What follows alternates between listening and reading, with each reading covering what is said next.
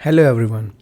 तो हम अपने सेलियन फीचर्स ऑफ कॉन्स्टिट्यूशन की डिस्कशन को आगे बढ़ाते हुए आज का सेशन स्टार्ट करते हैं और इस सेशन में हम आगे के पॉइंट्स कवर करेंगे। तो हम अपना पहला टॉपिक स्टार्ट करते हैं जो कि है फंडामेंटल राइट्स। जो हमारा इंडियन कॉन्स्टिट्यूशन है वो 6 फंडामेंटल राइट्स गारंटी करता है सारे सिटीजन्स को, जो कि हैं राइट टू इक्वालिटी, जो कि कवर होते हैं आर्टिकल 14 से 18 में, और उसके बाद है राइट टू फ्रीडम,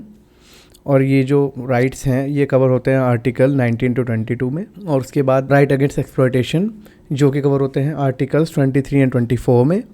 उसके बाद आता है हमारा right to freedom of religion जो कि कवर होते हैं आर्टिकल 25 टू 28 के अंदर। उसके बाद हमारा कॉन्स्टिट्यूशन हमारे सिटीजन्स को देता है कल्चरल एंड एजुकेशनल राइट्स जो कि कवर होते हैं आर्टिकल 29 टू 30 के बीच में। और जो हमारा लास्ट फंडामेंटल राइट है वो है राइट टू कॉन्स्टिट्यूशनल रेमेडीज़ जो कि कवर होते हैं आर्टिकल 32 में। जो हमारे फंडामेंटल राइट्स हैं वो एक पॉलिटिकल डेमोक्रेसी का जो आइडिया है उसको प्रमोट करने के लिए हमारे कॉन्स्टिट्यूशन में रखे गए हैं। पॉलिटिकल डेमोक्रेसी वो होती है जिसमें कि जो पावर होती है एब्सोल्युटली वो पब्लिक के पास में होती है। जैसे कि हम जानते हैं कि डेमोक्रेसी जो गवर्नमेंट होती है वो पब्लिक ड्रिवन होती है। एक तरीके से जो पब्लिक के द्वारा चुने गए लोग होते हैं वही पावर में होते हैं, वही देश को चलाते हैं। इसी तरीके से इसमें जो पब्लिक की जो इक्वालिटी है या पब्लिक के जो राइट्स हैं वो लॉ से भी ऊपर हैं, या फिर कुछ मामलों में सबसे ज़्यादा इम्पोर्टेंट चीज़ इवन कंट्री के मामले में भी देखा जाए तो सबसे इम्पोर्टेंट हमारे लिए पब्लिक है ये। तो इन्हीं चीज़ों में इसी बात को ध्यान में रखते हुए फंडामेंटल राइट्स जो हैं वो हमारे कॉन्स्टिट्यूशन का पार्ट बनाए गए हैं। ये एक तरीके से लिमिटेशंस की तरह काम करते हैं, यानी कि जो टिरेनी हो रही है या फिर जो चीज़ जो भी गलत हो रहा है उसके अगेंस्ट ये फंडामेंटल राइट्स खड़े होते हैं सिटीजन्स के लिए। और जो आर्बिट्री लॉज होते हैं यानी कि जो अनसर्टेन या फिर अननोन लॉज होते हैं, यानी कि जो लेजिस्लेटिव लॉज हैं उनको मिस इंटरप्रेट करके या फिर एब्सोल्यूटली या फिर अनकंडीशनली वे में यूज़ करके अगर कुछ किसी पब्लिक के अगेंस्ट लॉज को यूज़ किया जा रहा है, फॉर एग्जांपल किसी ऑर्गेनाइजेशन ने या फिर किसी एग्जीक्यूटिव ने या फिर किसी कंडीशन में लॉ को अनसर्टेन वे में या फिर अनप्रिडिक्टेबल वे में यूज़ किया गया है, या फिर एज एन एब्सोल्यूट लॉ मानकर अगर उसको लागू किया गया है, ये ना देखते हुए कि उससे किसी का सही हो रहा है या गलत। तो इन चीज़ों को ध्यान में रखते हुए या फिर इन चीज़ों के अगेंस्ट काम करने के लिए हमारे जो फंडामेंटल राइट्स हैं वो बनाए गए हैं सेफ गार्ड करने के लिए लोगों को गलत चीज़ों से, चाहे वो गवर्नमेंट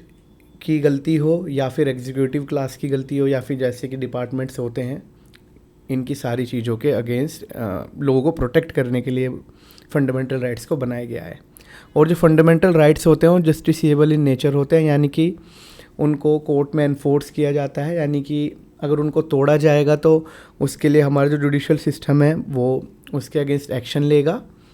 अगर इनको वायलेट किया जाता है फंडामेंटल राइट्स को,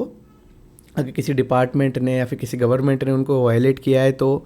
जो हमारे कोर्ट हैं, जो हमारे सुप्रीम कोर्ट है या फिर जो जितने तीनों लेवल के कोर्ट्स हैं वहाँ पर ये जस्टिसिएबल है, यानी कि उसके अगेंस्ट केस किया जा सकता है और डिमांड कर सकता है सिटीजन्स कि मेरे फंडामेंटल राइट को तोड़ा गया है और मेरे साथ जस्टिस किया जाए। और इसी टॉपिक में आगे बढ़ते हुए जो एक एग्जांपल देते हैं कि जैसे जो अपसेट पर्सन है या फिर जो भी परेशान है सिस्टम से या जिसके साथ भी कुछ गलत हुआ है, जिसके साथ फंडामेंटल राइट जिसके ब्रेक हुए हैं, वो डायरेक्टली सुप्रीम कोर्ट में जा सकता है। और रिट्स क्या होते हैं?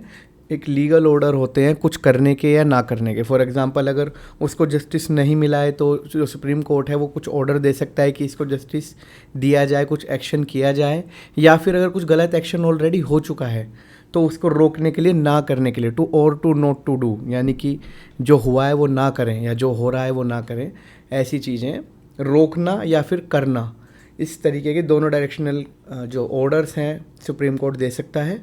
जो कि है हमारे हेबियस कॉर्पस, यानी कि अगर कोई पर्सन को कन्विक्ट कर लिया गया है यानी कि जेल कर दिया गया है तो उनको टाइम दिया जाता है अपने आप को इनोसेंट प्रूव करने के लिए। ऐसी मैंडेमस है जिसमें कि एक ऑर्डर दिया जाता है कोर्ट के थ्रू अदर डिपार्टमेंट्स को ये चेक करने के लिए कि वो लोग सही से काम कर रहे हैं या नहीं। फॉर एग्जांपल एक हायर कोर्ट एक लोअर कोर्ट को बोल सकती है कि जो तुमने प्रोसीजर अपनाया है या जो लोग इसमें इन्वॉल्व हैं उन्होंने अपना काम सही से किया है या नहीं किया, या फिर अगर किसी पर्सन के अगेंस्ट अगर उसके कुछ राइट्स थे वो तोड़े गए हैं, तो क्या वो अगर तोड़े गए हैं और अगर वो प्रूव होता है तो कोर्ट ऑर्डर कर सकते हैं कि नहीं, उस चीज़ को रिवर्ट किया जाए। इस तरीके की पावर इसमें अमेंडमेंट्स में आती है। फिर प्रोहिबिशन होता है। इसमें प्रोहिबिशन में ये होता है कि कोई भी लोअर कोर्ट या कोई डिपार्टमेंट या कोई executive body, even governing body, अपनी पावर से बाहर जाकर कोई ऐसा काम तो नहीं कर रही जो जिसके लिए वो अलाउड नहीं है, या फिर जिसके लिए उसके पास एक तरीके से कोई ऐसा काम तो नहीं कर रही जिस काम को करने के लिए वो ऑथराइज्ड नहीं है, या फिर उसके पास पावर नहीं है, या फिर वो अपनी लीगल जुरिसडिक्शन या बाउंड्रीज़ को क्रॉस करते हुए काम तो नहीं कर रही। और इसके बाद में जो नेक्स्ट पॉइंट है वो है सर्टियोरारी, जिसमें इसमें ये होता है कि जो लोअर कोर्ट है उसको कहा जाता है हायर कोर्ट द्वारा कि आप जो अपनी ये जो ऑथराइजेशन है या फिर जो इस पर्टिकुलर केस का जो कमान है या फिर जो मैटर है या जो भी इशू है या जो भी अथॉरिटी है एक तरीके से, यानी कि जो भी ये केस है जिसकी इसके अगेंस्ट रिट रखी गई है, कि इसकी जो अथॉरिटी है या फिर इसका जो मैटर है या फिर जो इसको रिजॉल्व करने की पावर है वो दूसरे कंसर्न बॉडी को सौंप दी जाए, चाहे यानी कि किसी सुपीरियर बॉडी को, यानी कि लोअर कोर्ट से हायर कोर्ट की तरफ या फिर हायर कोर्ट से सुप्रीम कोर्ट की तरफ। तो इस तरीके से इस सर्टियोरारी काम करती है कि जिसमें कि एक upper body of jurisdiction lower body को बोलती है कि आप ये जो मैटर है या फिर ये जो केस है वो आप एक सुपीरियर बॉडी को दे दीजिए। और लास्टली हमारा रिट है क्यो वारंटो, और इसमें ये देखा जाता है कि जो कोई लीगल बॉडी है, फॉर एग्जांपल कोई एग्जीक्यूटिव बॉडी है, कोई गवर्नमेंट है या फिर कोई पब्लिक ऑफिस का एम्प्लॉय है या ऑफिशियल है, उसके पास अथॉरिटी है भी या नहीं इस काम को करने की। फॉर एग्जांपल किसी पब्लिक ऑफिसर ने कोई चीज़ करी है किसी के अगेंस्ट, मान लीजिए वो एम्प्लॉयड है और उसने उस सीट पर रहते हुए किसी के अगेंस्ट कोई एक्शन किया है, तो इसमें ये भी चेक किया जाता है कि ये जो पर्सन है ये खुद अथॉरिटी रखता है ये काम करने की या नहीं। और अगर वो पर्सन ये अथॉरिटी रखता है तो ठीक है, अगर नहीं रखता है तो फिर इस रिट के थ्रू उसके अगेंस्ट एक्शन किया जाएगा और उसको उस पोजीशन से हटना पड़ेगा, या फिर जो भी उसने उस पोजीशन पर रहते हुए ऑर्डर दिया है या फिर कोई चीज़ ऐसी करी है जिससे किसी को साथ इशू हुआ है, किसी के फंडामेंटल राइट्स पे बात आई है, तो वो पर्सन को जो उसकी पोजीशन है वो होल्ड करने का राइट चला जाएगा और उसको उस पोजीशन से हटा दिया जाएगा। अगर आपको एक रिट्स के बारे में एक डिटेल्ड वीडियो चाहिए तो आप कमेंट्स में ज़रूर लिखें और इस वीडियो को लाइक भी करें और ज़्यादा से ज़्यादा लोगों को शेयर करें, और होपफुली हम रिट्स के ऊपर जो वीडियो है वो जल्दी से जल्दी आपके लिए ला पाएंगे। चलिए तो हम आगे बढ़ते हैं। जैसे कि अब हमारा नेक्स्ट पॉइंट है, तो नेक्स्ट पॉइंट में ये लिखा है कि जो हमारे फंडामेंटल राइट्स हैं वो एब्सोल्यूट नहीं है, यानी कि जो फंडामेंटल राइट्स वैसे तो काफ़ी इंपॉर्टेंट है, बहुत सारी हमारे कॉन्स्टिट्यूशन में फंडामेंटल राइट्स को काफ़ी इंपॉर्टेंस दी गई है कि जो हमारा कंट्री है वो एक डेमोक्रेटिक कंट्री है और उसमें लोगों की वैल्यू है और उसमें लोगों के राइट्स को काफ़ी ऊपर रखा गया है, लेकिन वो अल्टीमेटली एब्सोल्यूट नहीं है, यानी कि उनमें भी एक रिस्ट्रिक्शंस है। जैसे कि जो हमारे फंडामेंटल राइट्स हैं वो सस्पेंड किए जा सकते हैं कि नेशनल इमरजेंसी के टाइम पर। इसमें भी जो राइट्स हैं वो आर्टिकल 20 और 21 वाले तो इंटैक्ट रहेंगे, लेकिन जो बाकी आर्टिकल्स वाले राइट्स हैं जैसे हमने देखा कि काफ़ी सारे हैं, इक्वालिटी वाले, एक्सप्लॉयटेशन वाले, रिलीजन वाले, एजुकेशन राइट्स वाले एंड कॉन्स्टिट्यूशनल रेमेडीज़ वाले, ये सारे जो राइट्स हैं ये सस्पेंड किए जा सकते हैं, एक तरीके से ओवरराइड होते हैं नेशनल इमरजेंसी के टाइम पर। और जो राइट्स हैं वो एक तरीके से अनचेंजेबल भी नहीं है, यानी कि वो इम्पोर्टेंट तो हैं। और हमारा जो कॉन्स्टिट्यूशन है वो ये भी ध्यान रखता है कि कोई चीज़ अनलॉफुल जो कोई लॉ हो वो पास ना हो पाए, और जो कॉन्स्टिट्यूशन का एक मूल ढांचा है या फिर जो उसकी कोर वैल्यू है या फिर जो कोर फैसिलिटीज़ हैं सिटीजन्स के लिए वो कभी भी वायलेट ना हो या फिर वो कभी भी कम ना हो, ये सब चीज़ें हमारे कॉन्स्टिट्यूशन में रखी गई हैं। स्टिल हमारे कॉन्स्टिट्यूशन पार्लियामेंट को पावर देता है कि जो कुछ फंडामेंटल राइट्स हैं उनको रिपील किया जा सके कॉन्स्टिट्यूशनल अमेंडमेंट एक्ट के थ्रू, यानी कि पार्लियामेंट के पास पावर है कि वो कॉन्स्टिट्यूशनल अमेंडमेंट एक्ट के थ्रू, यानी कि जैसे कि कॉन्स्टिट्यूशन को अमेंड करने की अथॉरिटी होती है पार्लियामेंट के पास में वोट करने के स्पेशल मेजॉरिटी वोट के थ्रू, वो उसके थ्रू फंडामेंटल राइट्स को भी चेंज कर सकते हैं। बट उसमें भी वो भी एक अनलिमिटेड, उस चेंज में भी एक अनलिमिटेड पावर नहीं है, but still they are changeable. तो इस टॉपिक में हमने ये जाना कि जो फंडामेंटल राइट्स हैं वो हमारे सिटीजन को दिए गए हैं, वो जो फंडामेंटल राइट्स है वो हमारा कॉन्स्टिट्यूशन सिटीजन्स को देता है और वो काफ़ी चीज़ें सेफ गार्ड करते हैं। और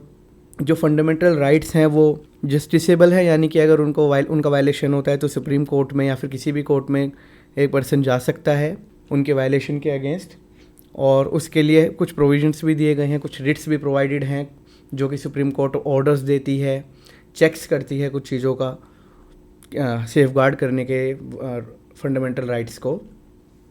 और हमने ये भी जाना कि फंडामेंटल राइट्स भले ही इंपॉर्टेंट हैं लेकिन वो अनचेंजेबल नहीं है, यानी कि वो चेंजेबल हैं, यानी कि पार्लियामेंट जो है उनको कॉन्स्टिट्यूशनल अमेंडमेंट एक्ट के थ्रू चेंज कर सकता है, और वो एब्सोल्यूट भी नहीं है। एब्सोल्यूट मतलब ऐसा नहीं है कि कोई पर्सन को सज़ा हो रही है और वो कह दे कि भाई मेरा तो फंडामेंटल राइट टूट रहा है, मुझे जेल में क्यों डाल रहे हैं, मेरा freedom of right to freedom जो है वो ख़राब हो रहा है। तो ऐसा नहीं है, उनमें भी रिस्ट्रिक्शंस है और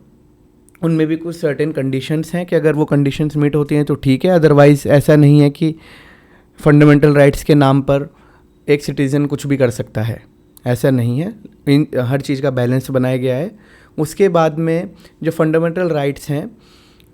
आर्टिकल 20 एंड 21 को छोड़ के जो बाकी के फंडामेंटल राइट्स हैं वो उनको सस्पेंड किया जाता है। तो इसी के साथ हमारा ये वाला टॉपिक ख़त्म होता है, हम अपने अगले टॉपिक पे बढ़ते हैं।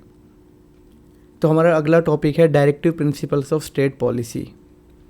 तो जो directive principle of state policy है वो एक नोवेल फीचर है हमारे इंडियन कॉन्स्टिट्यूशन का, और जो DPSPs हैं वो पार्ट 4 में लिखे गए हैं कॉन्स्टिट्यूशन के। इन्यूमरेटेड मतलब पार्ट 4 में नामांकित हैं, वहाँ पर लिखे गए हैं। और जो DPSPs हैं वो 3 बड़ी बड़ी कैटेगरीज़ में डाले जा सकते हैं, जो कि socialistic, Gandhian and liberal intellectual. ये 3 कैटेगरीज़ हैं जिसमें हम DPSPs को डाल सकते हैं। जो DPSPs हैं वो एक तरीके से वेलफेयर स्टेट जो है हमारा, जो हमारा कंट्री का आइडिया है कि हमारा कंट्री एक वेलफेयर स्टेट है, एक यानी कि जो लोग हैं सिटीजन के भले के लिए काम करना चाहता है, और जो माइनॉरिटीज़ हैं उनके अच्छे के लिए एडिशनल एफर्ट्स डालना, या फिर सबको इक्वालिटी देना, या फिर लोगों के भले के लिए जो जो हो सकता है हमारा स्टेट वो करना चाहता है। और ऑल ओवर एक कंट्री में ही नहीं, पूरे वर्ल्ड पीस के लिए हमारा कंट्री उस डायरेक्शन में काम करता है। तो इन चीज़ों को प्रमोट करने के लिए ही DPSPs रखे गए हैं, जो कि एक सोशल एंड इकोनॉमिक डेमोक्रेसी का आइडिया देने के काम करते हैं। जैसे कि हमने देखा कि जो फंडामेंटल राइट्स हैं वो पॉलिटिकल डेमोक्रेसी के लिए हैं, और ये सोशल एंड इकोनॉमिक डेमोक्रेसी को प्रमोट करने के लिए बनाए गए हैं। लेकिन फंडामेंटल राइट्स के अगेंस्ट, यानी कि जैसे फंडामेंटल राइट्स तो जस्टिसेबल हैं, उनको टूटने पर आदमी कोर्ट में जा सकता है, सुप्रीम कोर्ट के पास पावर दिए गए हैं, उनके पास कुछ स्टेप्स हैं कि वो उनको एनफोर्स कराया जाए। लेकिन जो हमारे DPSPs होते हैं वो नॉन जस्टिसेबल होते हैं, यानी कि नॉन एनफोर्सेबल होते हैं। उनको उनकी वायलेशन पे एक जो कोर्ट है वो उनको एनफोर्स नहीं करा सकता, उनके अगेंस्ट डायरेक्ट एक्शंस नहीं ले सकता, डिपार्टमेंट्स के अगेंस्ट या फिर गवर्नमेंट्स के अगेंस्ट या फिर पब्लिक एम्प्लॉयज़ के अगेंस्ट कि हाँ कि DPSPs का वायलेशन हुआ है,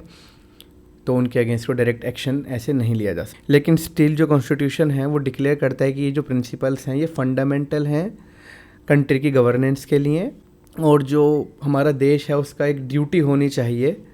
इन DPSPs को अप्लाई करने के लिए, यानी कि इनको मानते हुए ही जो कानून है वो बनाने चाहिए हमारे देश में। एक तरीके से कि ये मॉरल ऑब्लिगेशन देते हैं। जो स्टेट की अथॉरिटीज़ होती हैं, जो DPSPs हैं वो स्टेट की अथॉरिटीज़ पे एक मॉरल ऑब्लिगेशन इम्पोज करते हैं, यानी कि जो चीज़ें होनी चाहिए वो मॉरल होनी चाहिए, इमोरल नहीं होनी चाहिए, और वो एक सबके भले के हिसाब से या भले के लिए लॉज बने, इन चीज़ों के लिए कुछ पॉइंट्स प्रोवाइड करती हैं। जो कॉन्स्टिट्यूशन है वो खुद ही ये डिक्लेयर करता है कि जो ये प्रिंसिपल्स हैं DPSPs के, ये फंडामेंटल हैं देश की गवर्नेंस के लिए, और जो इन DPSPs को अप्लाई करने का जो ड्यूटी है, यानी कि जो काम है वो स्टेट का खुद का है, यानी कि जो गवर्नमेंट है या फिर जो भी सरकार है जो भी एक कानून को बना रही है, ये उनका खुद की ऑब्लिगेशन है कि वो लोग इन प्रिंसिपल्स को यूज़ करें कानून बनाते टाइम पर। यानी कि जब भी वो लॉज बना रहे हों नए या इवन अमेंड कर रहे हों, तो वो इन DPSPs को ध्यान में रखें, और इनको बेस करते ही या फिर इनको ध्यान में रखते हुए सोशल और इकोनॉमिक जो हमारे पॉइंट हैं या फिर जो वेलफेयर स्टेट का आइडिया है, इन सारी चीज़ों को ध्यान में रखते हुए ही सारे लॉज को बनाएं। और ये एक तरीके से मॉरल ऑब्लिगेशन इम्पोज करते हैं स्टेट की अथॉरिटीज़ पे, यानी कि जो भी गवर्नमेंट हैं या फिर जो डिपार्टमेंट्स हैं उन पर, कि इनकी एप्लीकेशन करी जाए। यानी कि इन DPSPs को अप्लाई किया जाए और जो इनके अंदर जो पॉइंट्स हैं या फिर जो प्रिंसिपल्स हैं या फिर जो जो चीज़ें लिखी गई हैं हमारे कॉन्स्टिट्यूशन में पब्लिक वेलफेयर के लिए, इन सारी चीज़ों को अप्लाई करने का एक मॉरल ऑब्लिगेशन देते हैं कानून को बनाते टाइम पर हमारी गवर्नमेंट्स को। भले ही ये एनफोर्सेबल नहीं है बट स्टिल ये कॉन्स्टिट्यूशन में लिखा गया है कि लॉज को बनाते हुए इन चीज़ों का ध्यान रखा जाए। और हमारा लास्ट पॉइंट है DPSP में, जो कि है कि जो मिनर्वा मिल्स केस है 1980 का, उसमें सुप्रीम कोर्ट ने खुद ही ये बात कही थी कि जो इंडियन कॉन्स्टिट्यूशन है वो एक बेड रॉक यानी कि उस चट्टान पे या उस नींव पे बनाया गया है जिसमें कि फंडामेंटल राइट्स और DPSP का एक बैलेंस हो। यानी कि जो हमारा जो कॉन्स्टिट्यूशन है वो खुद में ही DPSP और फंडामेंटल राइट्स के एक स्वीट स्पॉट पे एक बैलेंस के ऊपर बना हुआ है, उसकी नींव इनके बैलेंस पे ही है पूरी। और ये काफ़ी एक इम्पॉर्टेंट केस है। इस केस के बारे में भी हम डेडिकेटेड वीडियो बनाएंगे। अगर आप चाहते हैं कि वीडियो जल्दी से जल्दी आए तो आप हमारी इस वीडियो को ज़रूर लाइक करें और कमेंट में ज़रूर मेंशन करें कि आपको इस टॉपिक पे वीडियो चाहिए। और ये काफ़ी इंटरेस्टिंग केस है, हम इसके बारे में डेडिकेटेड वीडियो ज़रूर बनाएंगे। लेकिन अगर आप चाहते हैं जल्दी बने तो आप ज़रूर इस वीडियो को लाइक कीजिए और कमेंट में ज़रूर लिखिए कि हाँ आपको ये वीडियो चाहिए। चलिए, तो इसी के साथ ही हमारा DPSP का जो टॉपिक है वो भी ख़त्म होता है। हम अपने अगले टॉपिक पे आगे बढ़ते हैं। तो हमारा अगला टॉपिक है salient features of the constitution में, जो कि है फंडामेंटल ड्यूटीज़। इसमें हम फंडामेंटल ड्यूटीज़ को कवर करेंगे और हम जानेंगे कि फंडामेंटल ड्यूटीज़ क्या है। तो जो हमारा ओरिजिनल कॉन्स्टिट्यूशन था, यानी कि जो कॉन्स्टिट्यूशन जब एनफोर्स हुआ था या फिर जब हमने अडेप्ट किया था, उसमें फंडामेंटल ड्यूटीज़ के बारे में कोई भी मेंशन नहीं था, यानी कि उसमें फंडामेंटल ड्यूटीज़ नहीं प्रोवाइडेड थी। तो जो हमारा ओरिजिनल कॉन्स्टिट्यूशन था उसमें फंडामेंटल ड्यूटीज़ क्या रहेंगी सिटीजन्स की, उसके बारे में कोई चीज़ नहीं बताई गई थी, यानी कि उसने इस रिलेटेड कोई इन्फॉर्मेशन प्रोवाइडेड नहीं थी। ये जो फंडामेंटल ड्यूटीज़ है बाद में ऐड करी गई है। और ये जो फंडामेंटल ड्यूटीज़ हैं ये इंटरनल इमरजेंसी ऑफ 1975 to 77 में ऐड करी गई थी 42nd कॉन्स्टिट्यूशनल अमेंडमेंट एक्ट्स के थ्रू, जो कि 1976 में हुआ था। और ये किया गया था स्वर्ण सिंह कमेटी के रिकमेंडेशन पे। और जो हमारा 86 कॉन्स्टिट्यूशनल अमेंडमेंट एक्ट है 2022 का, उसने एक और फंडामेंटल ड्यूटी ऐड करी है। तो जो पार्ट 4A है कॉन्स्टिट्यूशन का, जिसमें कि सिर्फ एक ही आर्टिकल है 51A, वो 11 फंडामेंटल ड्यूटीज़ स्पेसिफाई करता है। यानी कि जो फंडामेंटल ड्यूटीज़ हैं उनके बारे में इसमें बताया गया है, जैसे कि कॉन्स्टिट्यूशन की रिस्पेक्ट करना, नेशनल फ्लैग की रिस्पेक्ट करना, नेशनल एंथम की रिस्पेक्ट करना, सोवरेनिटी को प्रोटेक्ट करना, यूनिटी और इंटीग्रिटी को प्रोटेक्ट करके रखना कंट्री की, और जो भाईचारा है देश में, यानी कि लोगों में भाईचारा है, चाहे वो किसी भी एरिया के हों, रिलीजन के हों या लैंग्वेज बोलते हों, कोई भी उनको डिवाइसिव कोई भी चीज़ हो जो कि उनको डिफ्रेंशिएट करती है एक दूसरे से, लेकिन फिर भी स्पिरिट यानी कि जो भावना है भाईचारे की वो सारे लोगों में होनी चाहिए। और जो हमारे देश का रिच हेरिटेज है, जो पुराना कल्चर है, जो हमारा पुराना इतिहास है, उस सब चीज़ों को प्रिजर्व करके रखना, उसको डिस्ट्रॉय ना करना। हमारा जो देश में अलग अलग रीजन में अलग अलग कल्चर्स हैं और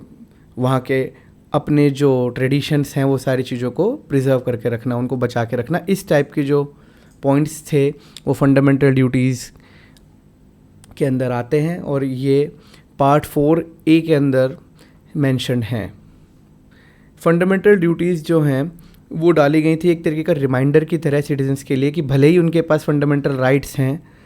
लेकिन उनकी कुछ ड्यूटीज़ भी होती हैं, यानी कि जो सिटीजन्स हैं हमारे देश के, उनकी हमारे देश के प्रति भी कुछ ड्यूटीज़ हैं जो कि वो ओ करते हैं। यानी कि जो एक पर्सन है उसके कुछ अपनी सोसाइटी के लिए या फिर अपने भाई लोगों के लिए, फेलो सिटीजन्स के लिए या फिर अपने देश के लिए कुछ कर्तव्य हैं। जैसे कि मैं ही अपने तरफ से एक एग्जांपल देता हूँ कि भाई देश को सही रखना, आपस में कोई लड़ाइयाँ ना करना, या फिर देश को बांटने वाली बातें ना करना, या फिर जो देश का कल्चर है या फिर जो हमारी इमारतें हैं, मोन्यूमेंट्स हैं, उन्हें डिस्ट्रॉय ना करना, पब्लिक प्रॉपर्टी को ख़राब ना करना। इस तरीके की छोटी छोटी ड्यूटीज़ उसमें मेंशन करी गई हैं। और ये जो ड्यूटीज़ हैं DPSPs की तरह नॉन जस्टिसेबल हैं, नॉन एनफोर्सेबल हैं। स्टिल ये मेंशन है कॉन्स्टिट्यूशन में कि जो सिटीज़न है उनकी कुछ ड्यूटीज़ हैं जो कि माननी चाहिए। तो इसी पॉइंट के साथ हम आज की वीडियो अभी ख़त्म करते हैं। तो आज हमने बेसिकली 3 टॉपिक्स को कवर किया जो थे फंडामेंटल ड्यूटीज़ और DPSP एंड फंडामेंटल राइट्स। और हमने ये जाना कि फंडामेंटल राइट्स तो एनफोर्सेबल हैं, लेकिन DPSPs और जो हमारे फंडामेंटल ड्यूटीज़ हैं वो एनफोर्सेबल नहीं हैं। स्टिल फंडामेंटल ड्यूटीज़ बताती हैं कि सिटीज़न को अपने देश में फंडामेंटल राइट्स को एंजॉय करते हुए, यानी कि सेफ गार्ड अपनी सेफ्टी को पाते हुए देश के प्रति उनकी खुद की क्या कुछ ड्यूटीज़ पड़ती हैं और उन ड्यूटीज़ को हर सिटीज़न को पूरा करना चाहिए। और फिर हमने जाना कि जो DPSPs होते हैं वो कैसे एक डायरेक्शन देते हैं लॉज के बनते टाइम की